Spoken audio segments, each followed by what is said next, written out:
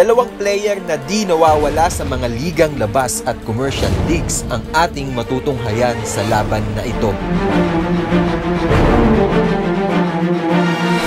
Shooting, handles, ang sandata ng dalawang manlalaro na ito. Ito ang episode na di mo dapat palampasin. Sino ang mananaig? Dito sa Hari ng Lockdown.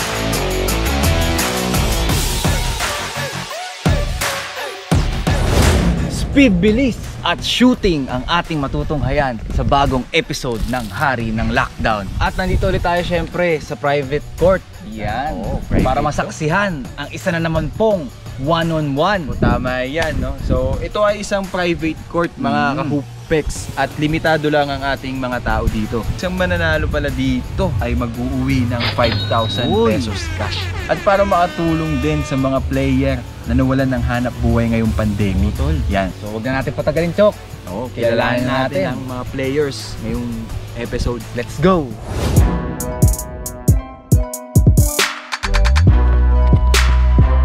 Ang una nating challenger, kilala sa pagiging deadly shooter at tinatawag na Air Sornet sa Dasmariñas, Cavite. Veterano sa mga ligang labas na nakilala sa kanyang pull-up jumper. Ang point guard ng Dasma Ballers ng NBL, Mark Sornet.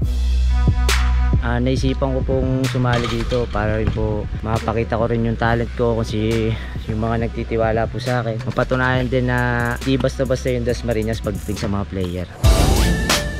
Ang susunod na challenger, isa sa mga speed bilis na point guard na naitampok dito sa HoopX. Kilala sa kanyang pagiging lefty shooter at sa kanyang crazy handles, ang 5'10" point guard na ito, ang tinaguriang Lastic Man ng Pandacan, Manila, Dan Anthony Natividad. Sa dami ng sumusuporta sa akin sa Pandacan, gusto ko i-represent yung lugar namin para dito. Naalala ko sa family ko, sa girlfriend ko, tsaka sa kapatid kong bunso na may sakit ngayon. Para sa kanya talaga itong laban na ito. Okay. You've made a mistake saying I cannot run this race. It's playtime, I'm gonna crush your face. This is not a fucking phase. Hey guys, I know you. So, explain na natin yung mga mechanics sa ating dalawang players. So, itong laro na to is 1-2-16.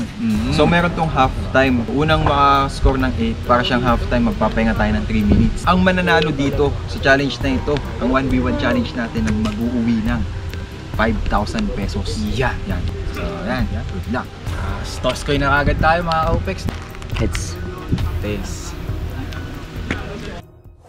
Yung pera mapapanalunan ko dito, pabibili ko ng gatas ng kapatid ko, tsaka pandagdag sa tindahan ko natin na yung sari-sari store. Malaking tulong po sa family ko. Then magpaplano po kami kung ano namin sa business. So yun, heads tayo kay Idol Mark tayo, una possession.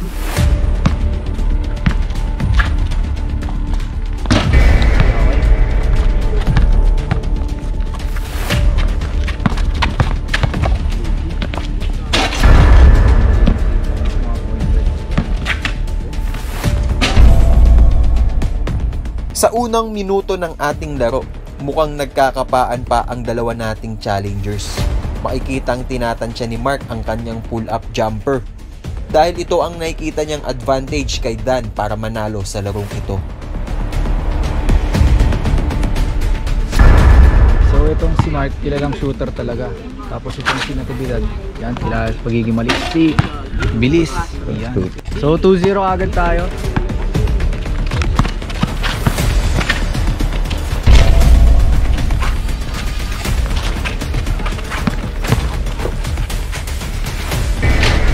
Nagkakapaan pa sila, nagkakapaan pa.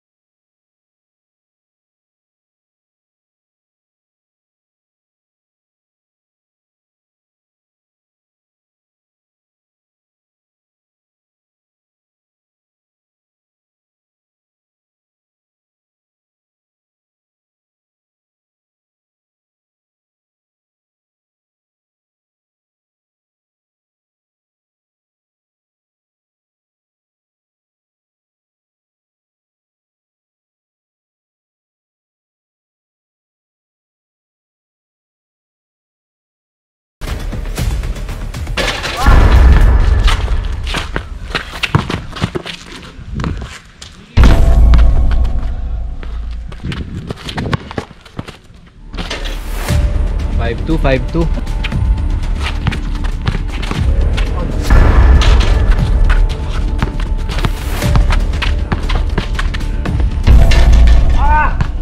Galing sa separation yan, no? Ay, natividad. Ang galing sa separation talaga.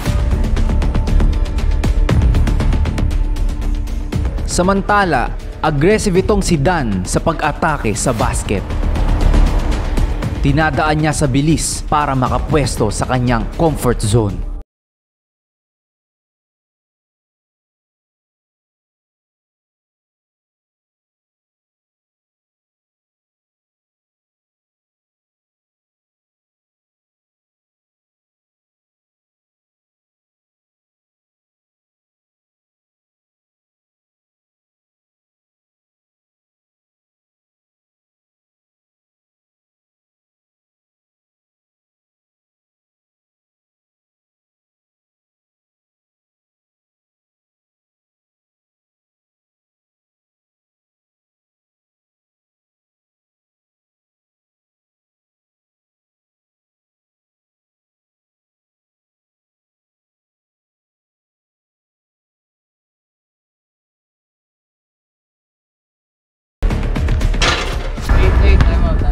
Okay.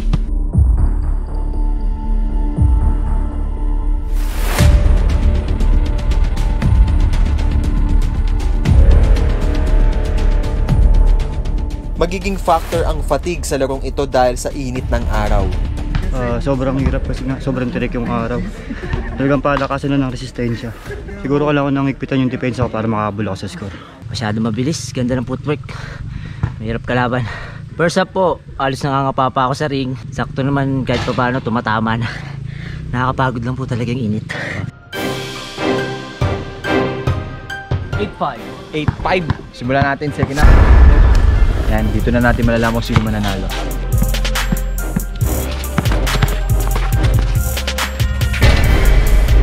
Tirik yung araw, challenge. Di ba?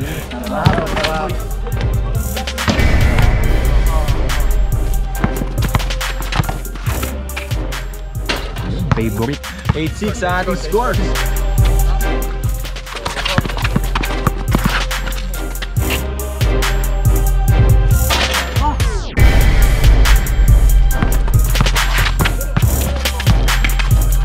Wow! Bukod sa mabilis itong si Dan, kaliwete rin ito kaya hirap madepensahan ni Mark ang mga tira ni Dan. Good defense pero better offense.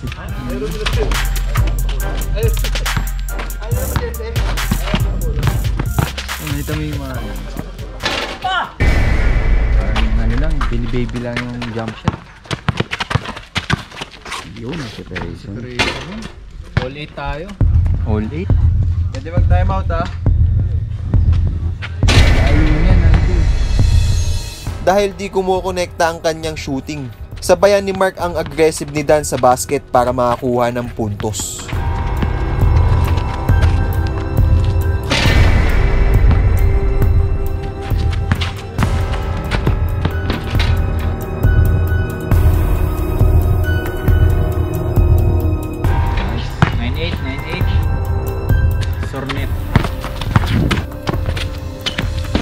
All 9.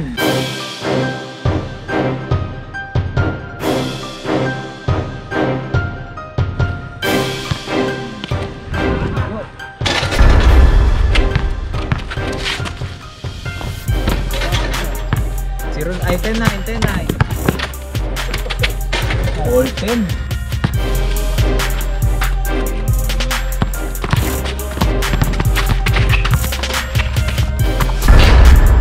Walang weak side yung dribbling. Pero napaka-effortless ang pull-up jumper ni Mark kaya lagi itong nakakatira kahit nakadepensang itong si Dan.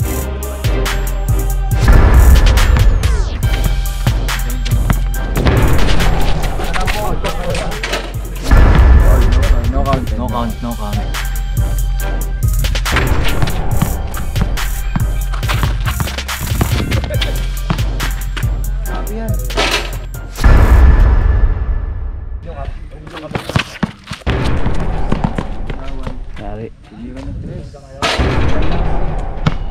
Time out ba?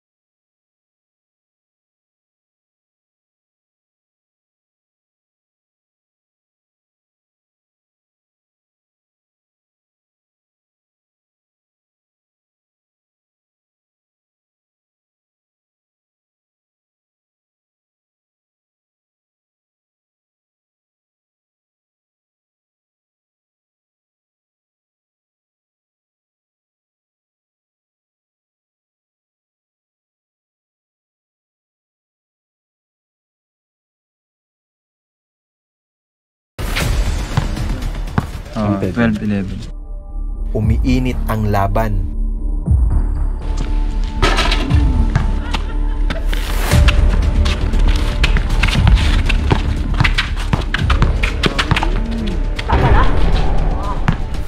Maganda na. Umiinit na ang ating laban.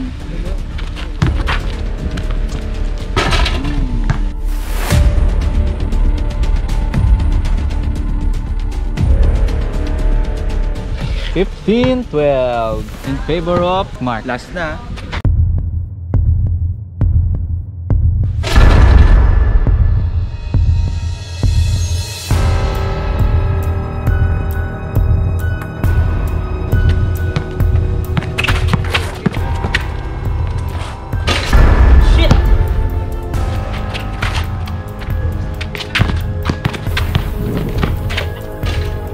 Basic basket. Basic.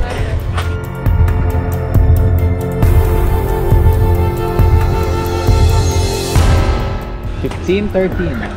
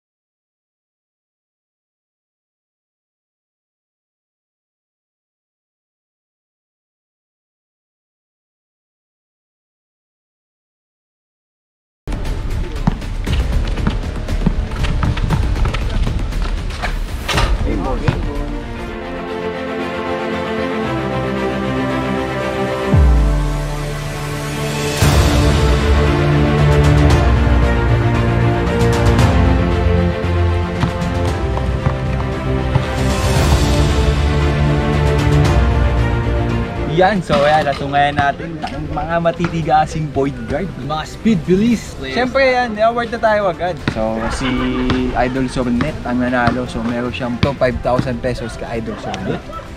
Thank you. Yan.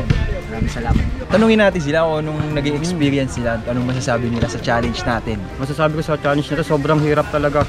Kasi sobrang tirik yung araw. Yan. Tsaka pare-pares talaga kami wala sa kondisyon. Talagang walang court talaga bukas na pag-practice. Lesson sa akin to na nung itong natalo ko na kailangan talaga magpa-kondisyon kasi dapat lagi always ready sa laro. Shoutout nga pala sa mga Pandakenyo, sorry natalo. Binigay ko naman yung best ko. Malaki experience to sa amin. Thank you, Hopex. Yan, congrats sa'yo Idol. Ano masasabi mo sa laro? Grabe, intense. Intense na yung init, intense pa yung laban. Mahirap po talaga yung, kaya talaga hari ng lockdown. Yung pamagat. Siyempre, salamat sa UPEX. Binigyan kami ng pagkakataon para may bahagi yung talento namin ulit at may pakita sa mga taong mahilig talaga sa basket. Yan, nasaksihan natin yung laban. Ano masasabi mo sa laban ngayon? Ang napansin ko lang kay Idol Dan Natividad, medyo napadami yung fall counted na kasi alam mo pag fall counted no count di ba? So sayang kasi parang nakailan din dito. Tapos na sana. Oo, 2, 3, 4 tapos isa sa labas, no? Bali parang kagad yun, 5 points kagad sana yun. Hindi naman natin siya masisi kasi na-foul siya. So sa mga point guard dyan na nanonood, nakikita nyo yung mga separation. Yung mga bump natin bump na konting ganyan, tapos konting atras, tapos jump shot. Malaking bagay kasi yung mga bump talaga lalo na sa mga. Lalo na siyempre pag 5-on-5 yung wise basketball na tinatawag di ba? Hindi lang bumabangga para wala kumbaga, ikaw yung talaga tinatawag na scoring machine pag alam mo yung mga ganyang bagay. So yun, feeling ko nung kay Mark, naging komportable na siya. Shooting niya kasi nakapaa niya na yung ring. Kilalang shooter talaga yan. Nakapaa niya yung ring. Then, doon niya rin na natalo si Zidane sa mga outside shooting na nangyari.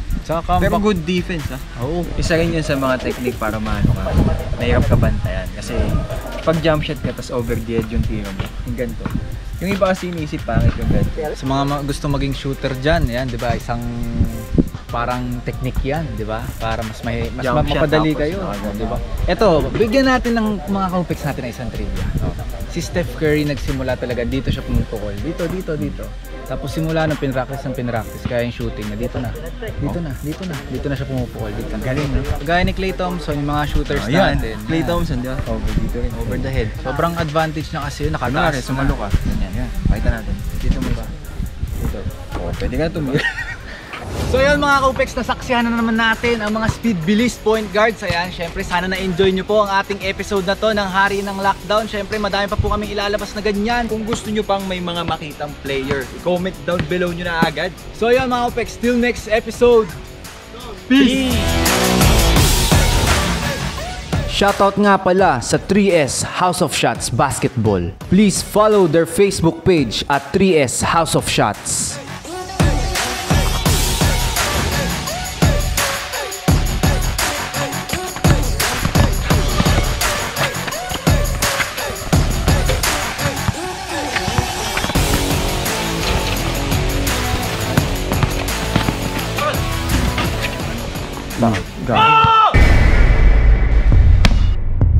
Lumabas na yung pressure, sumigaw na si Joel.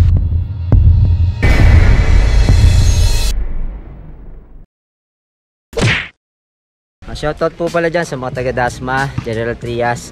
Shoutout po sa family ko, Sir Net, asawa ko, si Zion, Ninong Paul, Bowlers family, Tigers family. Ayun, shoutout pala sa family ko, sa girlfriend ko. Happy birthday pala sa kay Boss Onyok sa Laguna, tsaka kay Boss AJ. Sa Bearcats, Boss Gerald, happy birthday po. Tsaka Go to Pilipinas. Player ko, Team Sornet. Ayan po, yung mga Team Rice. Ayan po, si Jappy, si Dang, sila Berto, po, si Mateo. Ayan po, maraming salamat po kay God.